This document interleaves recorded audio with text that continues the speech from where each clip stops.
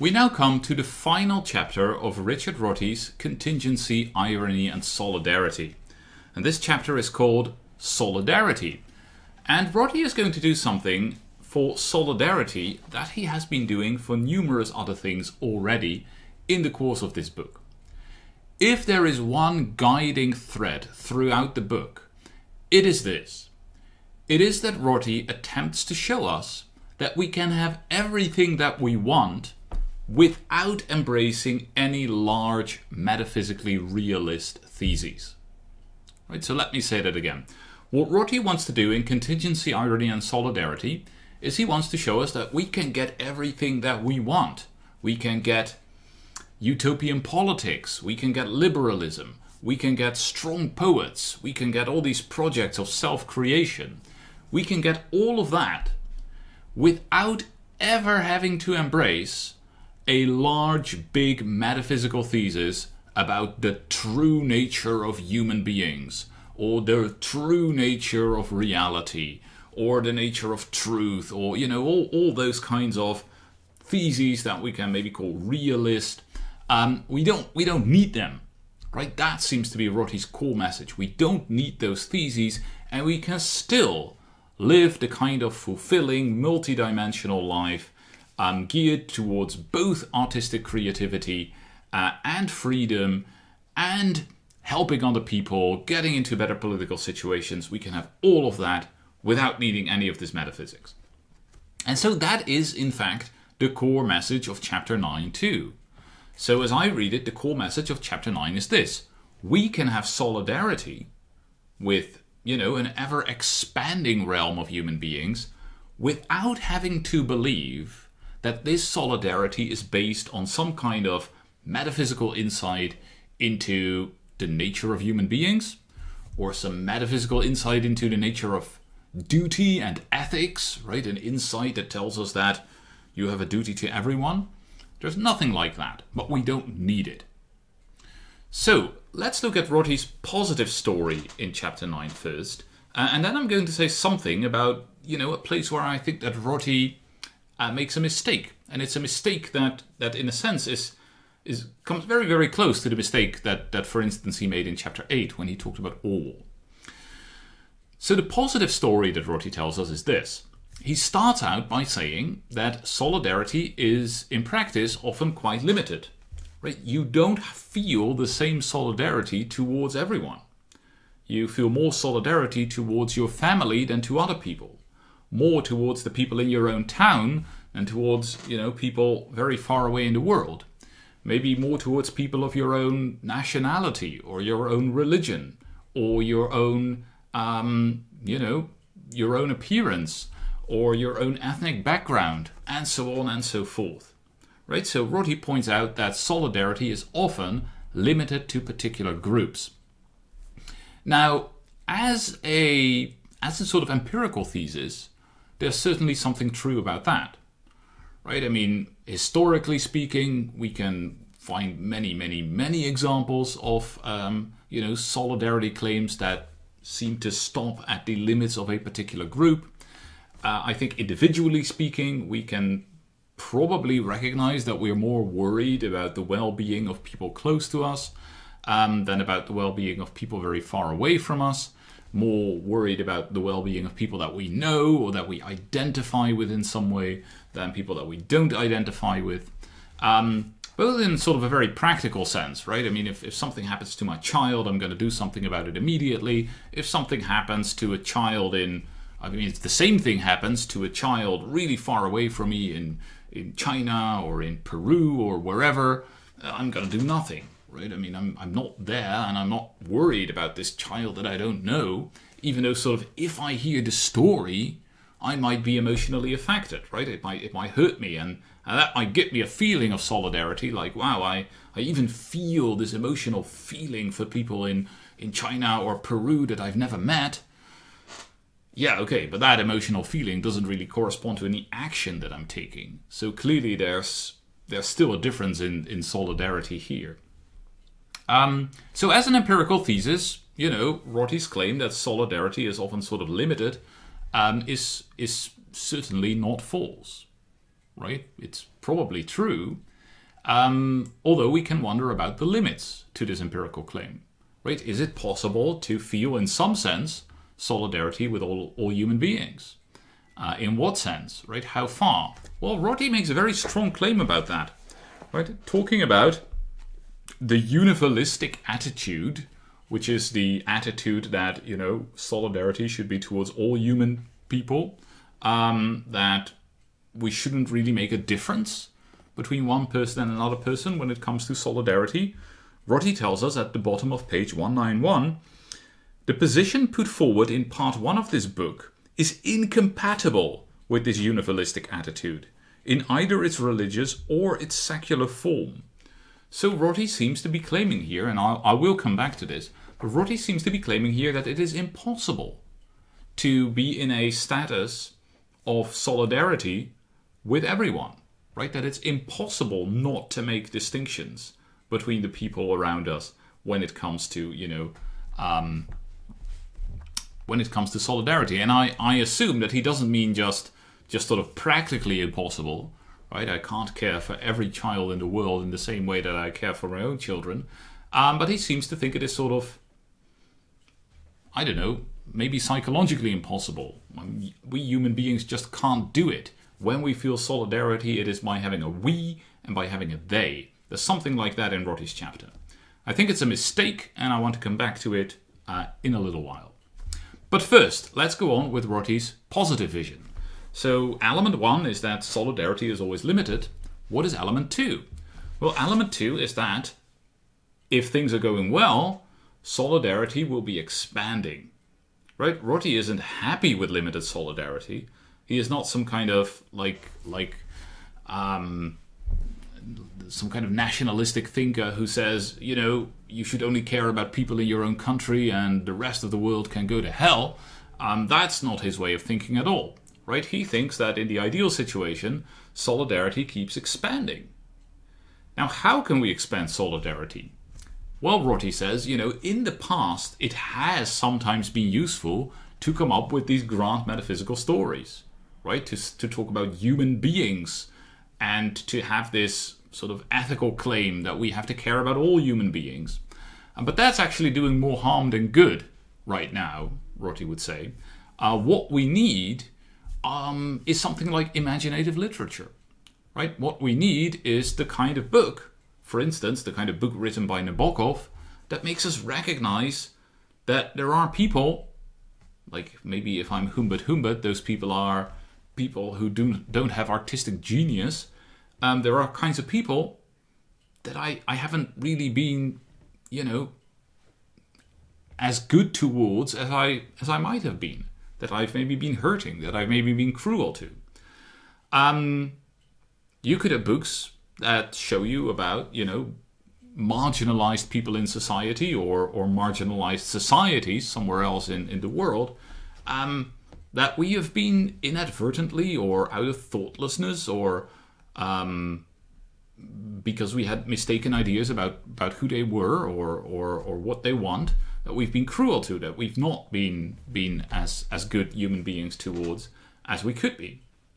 And so that is what imaginative literature and maybe also just, you know, meeting people, talking to people, listening to people, where it can really help us become more aware of all the ways that human beings can be and all the ways that we might behave towards others that will make the world a better place, that will make us less cruel, that will take us a little step closer towards this universal solidarity that Rorty seems to think is impossible. So, to take merely one example, over the past 50 years or so, at least in the part of the world where I'm living, attitudes towards something like homosexuality have changed pretty radically, right? Not to the point where you say, oh, there's no problem anymore, but certainly to the point where people are much more aware that, well, first of all, that these people exist. I guess they were always aware that they exist, but that they are human beings, just like, you know, just like non-homosexual people, with the same kind of feelings and the same kind of relationships and so on and so forth, and that there's been a lot of cruelty towards them, and that we can change our behavior in ways to make things better. right? That is the kind of process that Rorty is talking about, and I think that's a particular example that he himself might put forward as an example of a success, right? Of us having become, having sort of expanded the circle of our solidarity from the position where we thought, oh, gay people, yeah, put them in prison, to, oh, wait a second. No, actually, you know, we can see gay people as part of the we, right? We have we intentions, as Rorty quotes Sellers. We have we intentions towards them. They are part of our group. They are part of us. Okay, so that is at least the ideal. That we keep finding groups who are sort of marginalized or whom we've been sort of excluding, and recognize that we can include them. So there is a kind of universality at work here in Rorty, but it's not a universality that we have achieved, it's a universality that we are working towards. And Rorty says, well, this is not a problem. Right? It's not a problem, well, it is a problem that we haven't achieved it, I guess, because that means there are still people excluded. But what is not a problem is that this universality is not based on a metaphysical insight. Right? That this universality is a piecemeal expansion based on getting to know more about particular people. That is not a problem for Rorty. That is the only thing that can actually work. Okay, so I think that as a vision, this has a lot to recommend itself. Right? It seems to describe quite well what is actually going on. I think Rorty also has a kind of point if he says that these grand universalistic claims may not be very useful. Right? I mean, Kant has this grand ethical scheme that tells him that, you know, we should be, our moral duties are the same towards everyone. That doesn't immediately give you the insight that, you know, you should treat people from other religions the same as you treat people from your own religion, or that you should treat people with different, with a different sexuality the same as you treat yourself and people with the kind of sexuality that you are comfortable with, and so on and so forth. All of that, like all of those different groups in society who might in one or another sense be marginalized, sort of have to be discovered, have to become known, have to become, have to be slowly brought into the we. And maybe these big metaphysical claims can help, but they certainly don't do the work for you, right? They don't do the work for you. It's not, there's nothing in universalistic ethics itself that shows you, oh, homosexuality is, you know, just one way of experiencing sexuality and not a disease, right? There's nothing in the Kantian formula of the categorical imperative that could give you that kind of content, right? That kind of content you get from, I don't know, talking to a lot of homosexuals and reading books about them or by them, and so on and so forth. So Rorty certainly does seem to have a point here. Now I also think, as I've already indicated, that Rorty, at one point in this chapter at least, goes too far. That he makes a kind of claim that can't be made, or that he can't make and that he shouldn't have been making. So again, let us look at the bottom of page 191. The position put forward in part 1 of this book is incompatible with this universalistic attitude in either its religious or its secular form. What is the universalistic attitude? Well, let's read the sentence that comes just before this one. Even if we use neither Christian nor Kantian language, we may feel that there is something morally dubious about a greater concern for a fellow New Yorker than for someone facing an equally hopeless and barren life in the slums of Manila or Dakar. Or, to give another example of this universalistic attitude, a little higher on the page, Rorty says, it is part of the Christian idea of moral perfection to treat everyone, even the guards at Auschwitz or in the Gulag, as a fellow sinner. For Christians, sanctity is not achieved as long as obligation is felt more strongly to one child of God than another. Invidious contrasts are to be avoided on principle.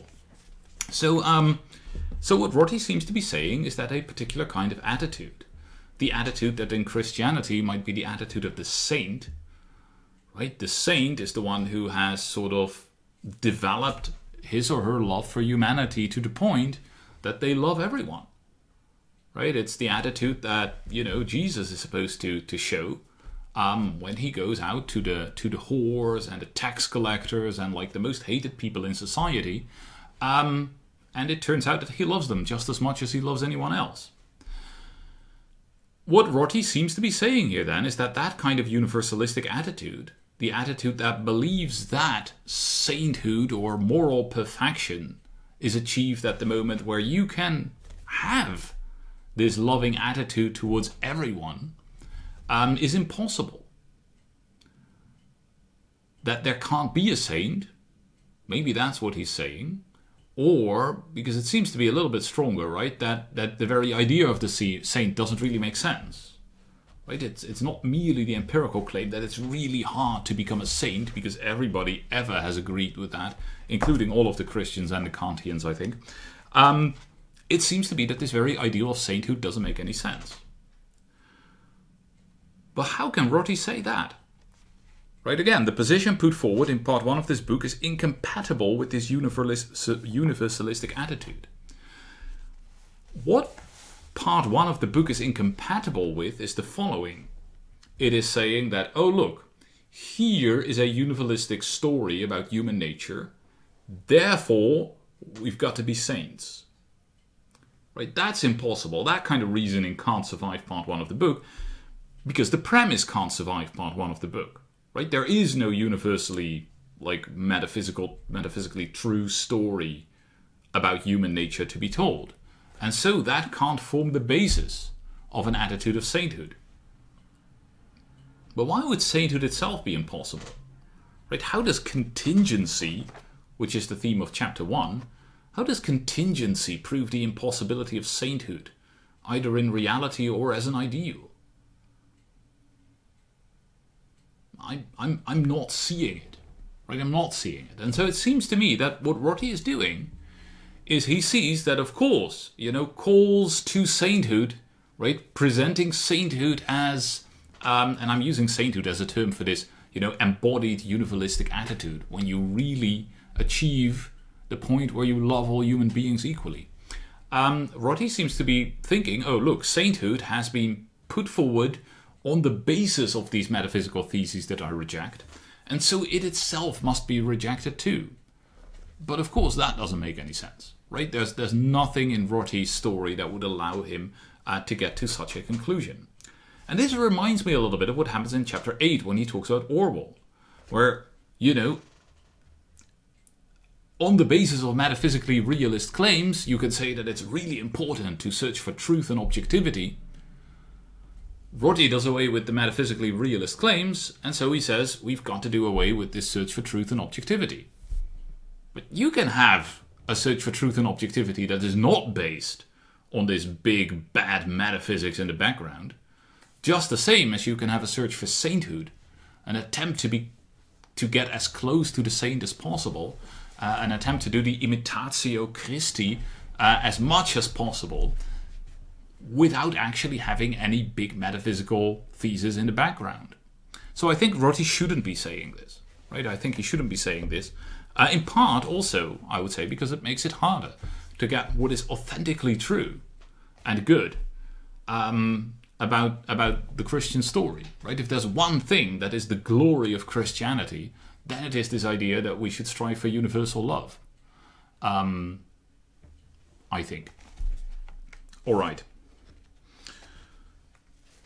It is surely like the best moments in the gospel are moments like where, you know, Christ says he who is without sin should throw the first stone, or when he goes to the whores and the tax collectors and shows that they are as loved as anyone else. I mean, those are I would say the most glorious ideas that Christianity brings into the ancient world.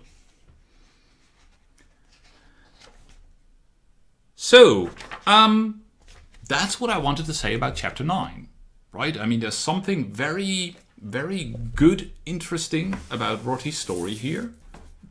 But he once again sort of seems to push his anti-metaphysical stance to a point where he has to deny certain things that he doesn't have to deny and that he shouldn't be denying, right? He should allow us to keep talking in a universalist way and to keep talking about truth and objectivity and so on and so forth, as long as the big bad metaphysics isn't in the background. All right. Let me spend a couple of minutes looking back on the entirety of Contingency, Irony and Solidarity. I am really glad to have revisited this book. I think it's very inspiring. There are also some things that, you know, Rorty hasn't been able to convince me of. So let me say something about what inspires me and what Rorty hasn't been able to convince me of here at the end of this last lecture. So one thing that I am inspired by is, you know, and I've said earlier in this video that this is sort of the guiding thread of the entire book, is Rorty showing us how much you can do without the big metaphysical theses in the background. Right? Rorty is trying to sort of emancipate human beings, telling them that you don't need this, you know, metaphysics that gets you in touch with the nature of the world or the nature of truth or the nature of humanity. You don't need that in order to all these things that are important to us. We can stand on our own legs, in a sense. That's basically sort of his message. And I think he's in many ways very successful in doing that. When Rorty is strong, when he's good, is especially when he is telling us how to do that, right? How to think about things in such a way that we can make sense of them, that we can embrace them without needing metaphysical backup. So I think that is very good. And I really like the way that in his book he tries to ensure that the resulting picture doesn't become one-sided. Right? He sees that there can be conflicts between what maybe we can call the ethical and the aesthetic, or the community and the individual. It's like there can be conflicts between our attempts to create better communities, to be good, nice people, to help our fellow human beings on the one hand, and our quests for self-creation and personal freedom and so on the other hand. And Rorty takes it very seriously, and he really tries to work out a vision that is not one-sided, that has both of these things, gives room for both of them. And so I think that's good. I think that's something that, you know, some philosophers, for instance, are too narrowly focused on either of these two, and their work suffers for it, right? It either becomes completely immoral, or it becomes moral in a sense that, you know, you don't want to be moral. Like you don't want to be this ethical rule following machine who does everything right but isn't a person, right? That's also not what you want to be. Okay, so I think Rorty is very good in that. Now, the things that Rorty doesn't in the end convince me of. Well, one of the things that I keep sort of seeing in Rorty's story that as a philosophical thesis just seems hopeless to me is the idea of incommensurability. Right? The idea that it's possible for two people to speak languages that are so different that they just can't understand each other. That is something that we've seen a lot of, especially in the early parts of the book. It is something that made Rorty say things like, it's impossible to morally criticize your own community. That somebody who disagrees with us on moral issues is actually speaking a different language. Right? I mean, those seem to me even dangerous remarks. Right? That sort of puts somebody beyond human solidarity if we can't even talk to them. But also, I think it's just a disaster. Right? It just doesn't work. It's not the case. Languages are so rich, so various. Various is not the right word. They contain so many different things that there's always ways to get from one person to another, at least as long as there's the will to do that. So I think this sneaks in at different points, right? It sneaks in, for instance, in Rorty's thought that that in a totalitarian society, somebody like Winston has nowhere to turn to. That it's impossible for him to know that anything is wrong. That it's rational for him to end up believing that he is crazy and the party is right. You can only believe that if you think that the party can create a new language, a new way of thinking that is incommensurable with our current way of thinking. And so Rorty's idea that a totalitarian society could be totally divorced from what we think are facts is, I think, one instance of this idea of incommensurability popping up in these final chapters. It's very obvious in the early chapters, but it also keeps popping up at later points. So I think that maybe a belief in incommensurability is sort of the biggest philosophical weakness of Rorty's story.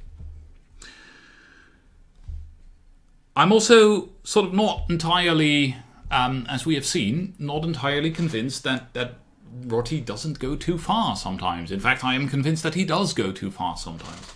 That he sort of throws away parts of our vocabulary, like talking about truth, talking about objectivity, talking about universal moral obligations, or universal love, or something like that, because he associates them too much with the big bad metaphysics that he wants to do without.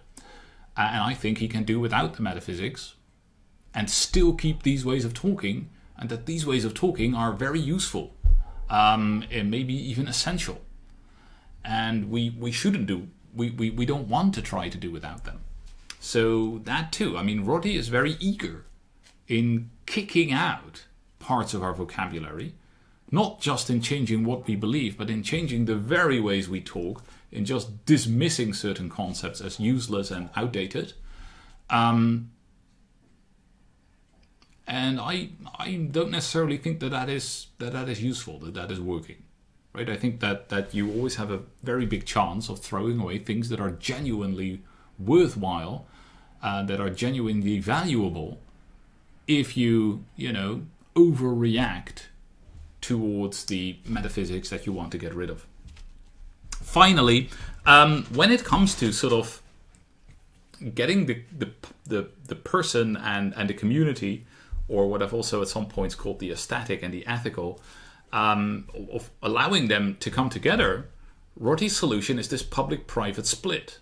Right? There is the public and the private, and as a public citizen, you're supposed to act one way, and then you have all these private projects that you can pursue whenever you want, but don't let them influence your public stance. I'm unconvinced that this dichotomy is possible, and that this is plausible at all. Right? It seems again to sort of, well, first of all, it seems to introduce a hierarchy, because the public is supposed to be higher than the private. Right? The private is not allowed to have an impact on these public projects. Right? It's the most important thing is to not be cruel, and then we have to sort of compartmentalize our other ways of thinking in these private projects. Is this even possible? Can you split yourself up like that? Should you split yourself up like that? Isn't part of sort of these private projects to rethink everything, including your own moral and ethical stances? Right? There's something in Rorty that he wants there to be radicals on the condition that they're not radical. Right? He wants there to be people who come up with entirely new ways of thinking, as long as it doesn't have an influence. Right? Okay, yeah, it can have a kind of an influence, a sort of purely local, private influence, but it's not supposed to have an influence on society as a whole. It's not supposed to influence how we, make up our society, how we create our society.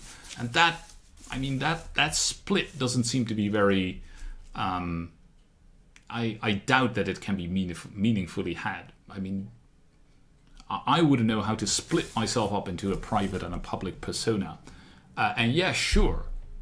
Right? I mean, sure, I can sit down and read some Walt Whitman or Emily Dickinson or Proust or whatever, and then the next day go out and vote for a political party without thinking very much about the poetry that I've been reading.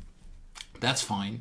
But as you sort of try to think through everything, and try to create the kind of person that you want to be, and create even the thought of the kind of person that you want to be. I don't know. I mean, Rorty hasn't taught me anything that shows me that it's possible to keep the private and the public split. And I don't think Rorty can tell me anything, because the only story that could tell me that would be a big, bad metaphysical story about the nature of human beings and that they have a private and a public part or something like that. So I think we can actually expect there to be lots and lots of situations in which the public and the private are going to bleed into each other, in which this distinction is gonna fail. Doesn't mean that it's useless, but I think we have to be very careful in applying it. Alright, that's what I wanted to say about contingency, irony and solidarity. Thank you for following this little string of lectures with me, and I hope to see you around.